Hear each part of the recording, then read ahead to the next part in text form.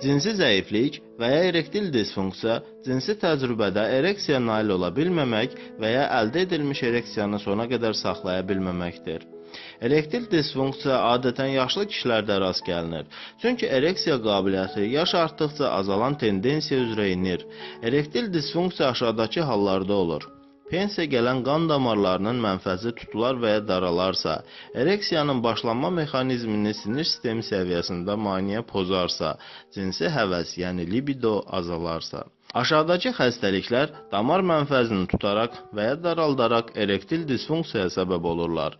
Şəkərli diabet, arterial hipertenziya, dağınıq skleroz, sinir zədələnmələri, hormonal disbalans, ateroskleroz və ürək xəstəlikləri. Sağlam olmayan həyat tərzi erektil disfunksiyanın yaranmasında fərdi səbəb kimi təxmin edilir. Kişidə mövcud cinsi zəiflik aşağıdakı hallarda daha da dərinləşir. Artıq çəkinin varlığı, alkoqola alüdə, siqaretdən asıllıq, dərmanların davamlı istifadəsi. Əsasən qeyd olunan antihipertenziv, antipsixotik, antidepressant və trankvilizator dərmanların əlavə təsiri cinsi zəifliyə səbəb olur. Erektil disfunksiyanın baş vermə mexanizmində psixoloji səbəb önəmli rol oynayır.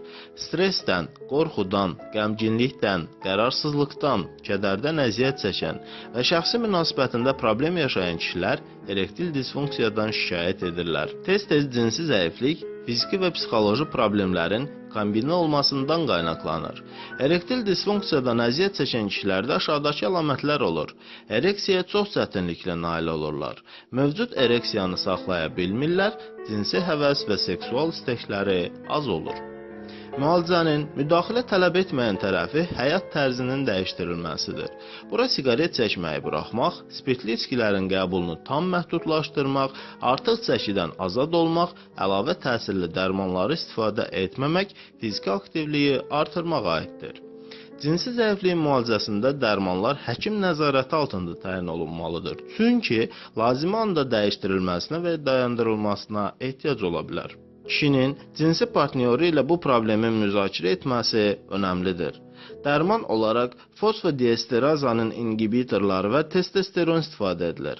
Adətən həb halında daxilə, inyeksiya halında penisin cisminə və başına təyin edilir. Əlavə təsirlər barədə pasient həkim tərəfindən mütləq xəbərdarlıq olunmalıdır. Hazırladı Rauf Kazımov, həkim, uroloq.